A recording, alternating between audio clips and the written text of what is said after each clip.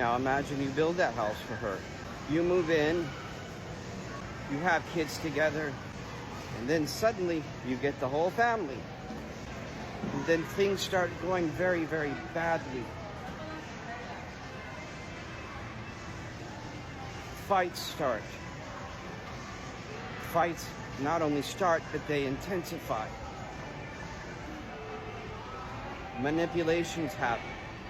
Secrets happen.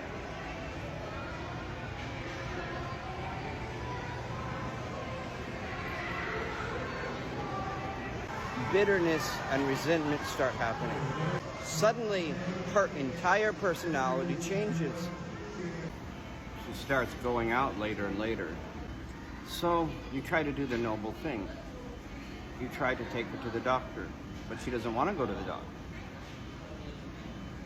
You try to take her to an OBGYN doctor. Maybe you think she's having hormonal problems. She doesn't want to go. So you try to take her to a psychiatrist. She really doesn't want to go to a psychiatrist. So the next thing you do is you try to do couples counseling. Find a licensed therapist. She doesn't want to go. You just can't understand the change in personality. But her personality didn't change. You're just seeing her real personality for the first time, not the illusion, the lie that she sold you. Then before you realize it, the police are getting involved. So is the family. So are friends, concerned citizens. You'll notice that one guy in particular keeps showing up, keeps getting involved in your relationship problems somehow. One specific guy always seems to be around now. He may be an office worker. He may even be a security guard. Finally, she takes you to the barangay. Things don't work out. And here is where things start to get really expensive for you. Because now you need a lawyer. So you find one, and he promises to help you for a small payment. So you give him the money, and he takes his sweet time filing a few documents for you, and then you don't ever hear from him again. Next thing you know, you're in court.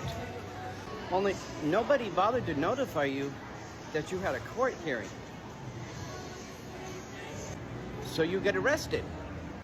You get arrested, and then now you're in jail. Finally, one of the few decent people you know here comes to help get your bail. They come to help bail you out. And then they tell you that that security guard friend of your wife, or that electrician friend, yeah, he's staying in your house now. You're staying in jail. He's staying in your house. But what you don't realize is that it is not your house, and it never was. This is the Philippines. It's still very much a tribalistic society in many ways. You don't have to remind them that we fought together as brothers. You don't have to remind them that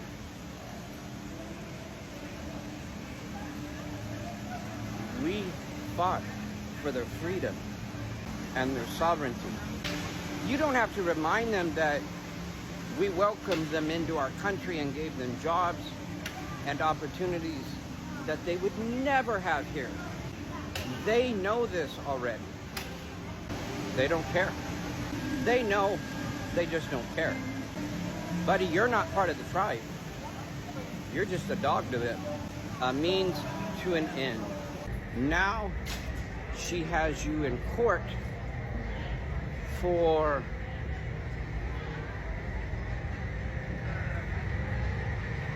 abuse charges. It's called VAUSI, Violence Against Women and Children Act. Yeah, I know, it doesn't make sense. She's the one who was abusing you, I know. But no court here is going to care about that. Not unless you've got another $100,000 US to blow on a case. Then you might be able to get someone's attention. Somebody with a little bit of pull. So what you have essentially done is you have built a house for her boyfriend and her parents. You purchased the land too.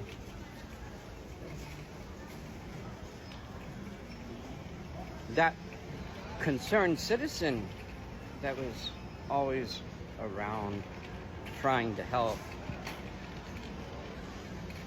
that wasn't her neighbor, that was her boyfriend.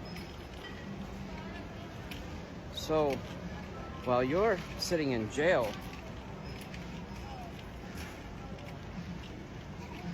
and she's got a restraining order against you, he's living in your house now, possibly even playing dad with your kids. And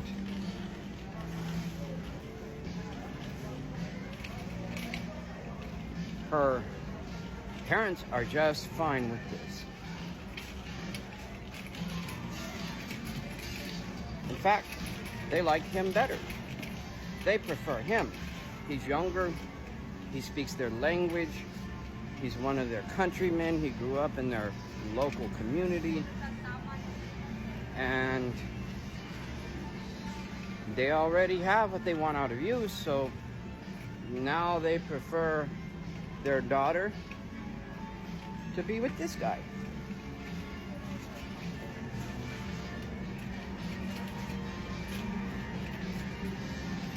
In fact, that was probably the plan all along. And like I said, they are a very tribalistic society. So even to the upper legal levels, they're still going to side with her, even when she's the one breaking the law. And there's nothing you can do about it. Not unless you can afford to buy yourself justice. She can even sue you if you decide to leave her and break up with her, especially if you find a better partner. The VAUSI abuse laws or the adultery and concubinage laws, take your pick. See, they can't really do that kind of thing in America because we have laws against slavery and indentured servitude, particularly the 13th Amendment to the U.S. Constitution. See, in America, it's actually highly illegal to force someone to be in a place or a situation that is not of their choosing. It's called false imprisonment, and you could end up going to jail for a very, very long time in the States if you do something like that. It can also be considered a form of human trafficking. But here in the Philippines, it's normal. Any laws that they might have that would normally protect you against that are not going to really apply to you because you are a foreigner. I've said it once and I'll say it again. Philippines is the most racist country I've ever been to. The racial hatreds run deep here. This is what happens after 3.5 centuries of foreign colonization. Though I suspect that the racial hatreds existed long before colonization ever happened, especially with the diversity, so many different tribes. It is my belief that the colonization thing is just an excuse to do bad things to people. I mean, look at how many countries colonized North America. We were colonized by Spain, Great Britain, France, the Netherlands. We were colonized by at least 4 countries that I can think of. For more than 300 years, we were colonized by foreign countries and foreign governments. We Americans were. We really were colonized by other countries. We're practically a country of colonies. And yet, we still extend individual rights to migrant and foreign people. Here, they don't extend rights to migrant people.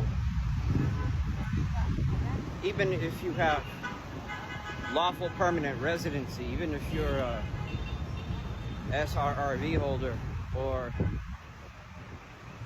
a spousal visa holder, you're not going to have any rights. Not really. They'll tell you that you will, but you won't. In America, everyone has rights, except hardened criminals. That's because we fought for our rights in America, and that's part of history. We're still fighting for our rights. People here don't, that's just not who they are.